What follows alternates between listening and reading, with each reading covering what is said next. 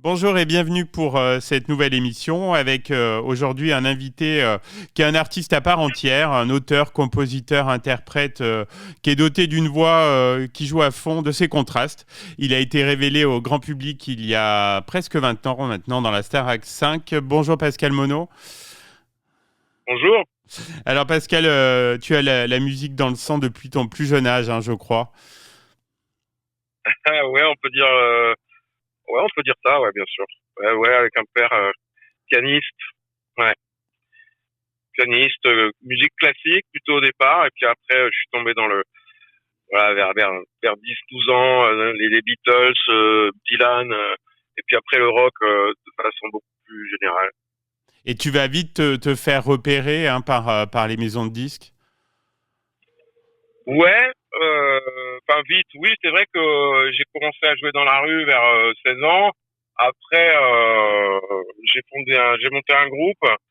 Et, euh, et effectivement, il y a des gens de Sony qui m'ont abordé. Et là, je suis monté à Paris et j'ai signé chez Sony. Mm. Et contrairement à d'autres candidats de la Starac, toi, tu avais une vraie expérience musicale et notamment de la scène avant de faire l'émission. Ouais, c'est vrai que c'était assez original parce que ils sont venus me chercher dans un club où je jouais. Et je m'attendais pas du tout d'abord à ce qu'on vienne me chercher et ensuite que ce soit ce genre de programme puisque moi j'avais un répertoire plutôt très décalé par rapport à ce genre Oui. d'émission. Moi je fais pas de variété française par exemple, tu vois. Hmm. Enfin la seule chanson française que je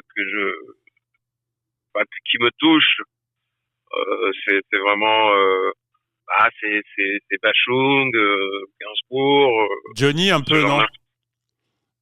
Bah Johnny au départ j'étais pas spécialement un fan.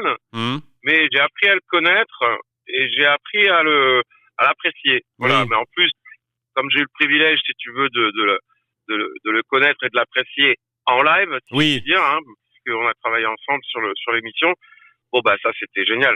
Voilà. Ouais. Et Au tu avais. départ, c'était pas forcément ma tasse de thé, tu vois. Oui, bien sûr, oui. Et tu avais hésité à faire l'émission ou pas? Ah oui, ça a été un casse-tête chinois. Le supplice chinois, je le fais pas. Euh, Au départ, c'était rédhibitoirement non. Hmm. Parce que c'était pas mon genre de répertoire, puis je me méfiais un peu. Puis à l'époque, on savait pas tout ce qu'on sait aujourd'hui, si tu veux, sur la télé-réalité, mais puis moi, je regardais pas, donc je j'étais pas très au courant, très au fait de ce que c'était. Mais ma femme qui regardait un peu disait, bah, c'est vrai que t'es pas dans le moule, mais c'est ça qu'ils recherchent justement. Ils veulent des gens différents cette année-là. Bref, j'ai fini par céder parce que ils m'ont déroulé grosso modo, ils m'ont convaincu, ils m'ont déroulé le tapis rouge, Hmm. ils m'ont convaincu. Tu vois, j'avais des nouvelles maquettes avec Sony, ça avait changé de direction artistique, mon contrat était terminé, j'avais fait d'autres choses, et puis je me réapprêtais à attaquer les maisons de disques avec des nouvelles maquettes. Et là, la possibilité de les faire écouter directement au patron d'Universal. Donc, si ce sera un bon moyen Bien sûr. Ouais. de sortir par la, tu vois, de rentrer par la fenêtre, quoi. Hmm. Et avec le recul, l'émission a été bénéfique pour toi? Oui, ouais, ouais. Franchement, pour moi, oui, parce que c'est un, c'est une telle exposition, si tu veux, au public, que de toute façon, il en reste quelque chose. Alors, c'est vrai qu'il y a pas mal de labels qui ensuite, et de jalousie, de gens qui te tournent le dos, de portes qui se ferment. Mais il y a aussi, il y a le public. Donc, moi, je me suis toujours appuyé sur les gens qui me soutenaient. Et puis, mais encore aujourd'hui, je, voilà, là, mon dernier album, je le produis avec du crowdfunding et je produis avec mon label. Et puis, ensuite, on va chercher de la distribution, etc. Mais en Hmm. termes de production, voilà. Donc, oui, bien sûr, ça a été un tremplin énorme. Puis, psychologiquement, ça a été aussi pour, tu vois, j'avais déjà pas mal d'expérience, comme tu l'as souligné. Donc, c'était un peu la cerise sur le gâteau. C'est-à-dire, c'est un peu, ça fait 10, 12 ans que tu galères.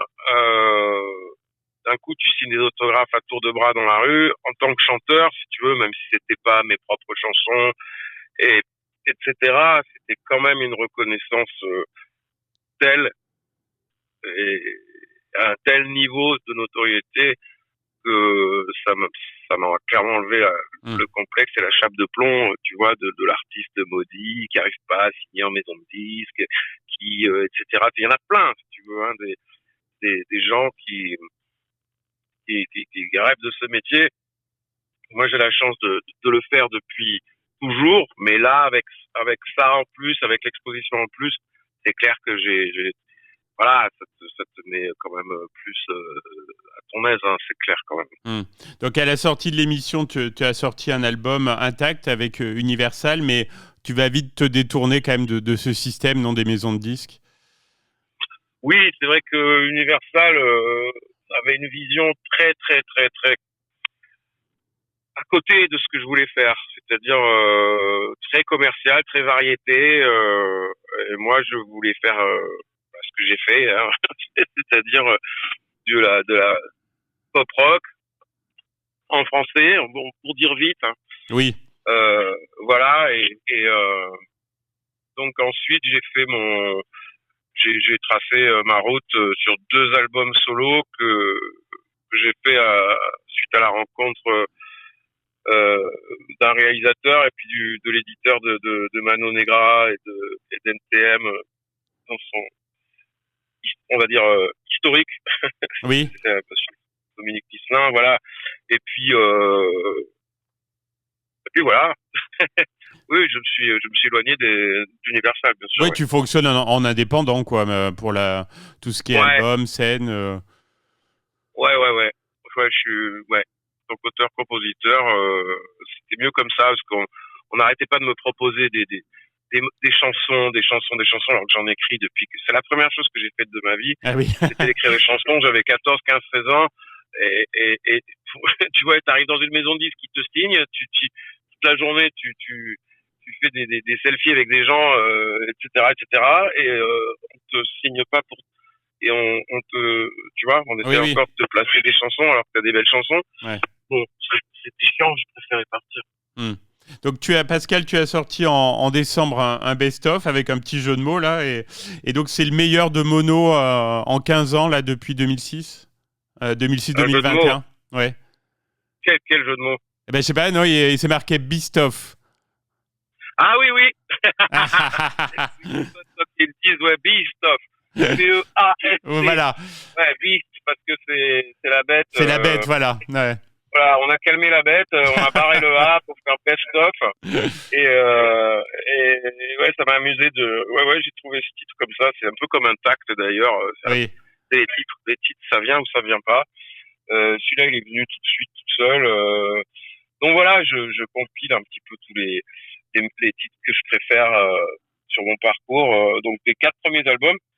C'est aussi pour faire patienter tous ceux qui ont participé au crowdfunding pour le 5e, Hmm. qui est en train de se finaliser. Mais ça a été long parce qu'il y a des histoires de studio. Bon, ils le savent, hein, ceux qui sont concernés. On a eu des galères de studio, de producteurs, etc. Mais là, je suis revenu avec une équipe béton. C'est-à-dire, c'est une équipe additionnelle parce que je suis toujours avec le même réal. Mais voilà, on a des nouveaux musiciens, euh, un studio digne de ce nom, voilà, sur la Côte d'Azur. Le seul vraiment chouette, chouette étude, c'est tout nouveau. Hein. Donc voilà, là c'est en train de se finaliser.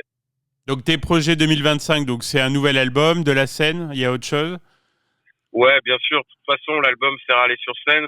C'est la scène, la scène, la scène.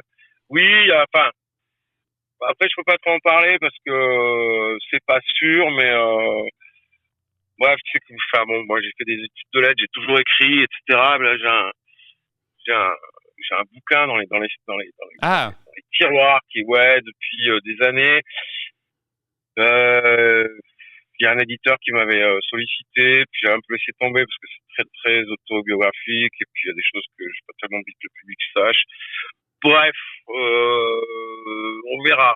d'accord, On d'accord. verra. Si l'éditeur insiste et qu'il y a Oui. de bonnes conditions, ça pourrait sortir, parce que c'est vrai que je me suis quand même bien levé les doigts pour écrire ça. Enfin, voilà, c'est quand même le travail de 3 ans d'écriture.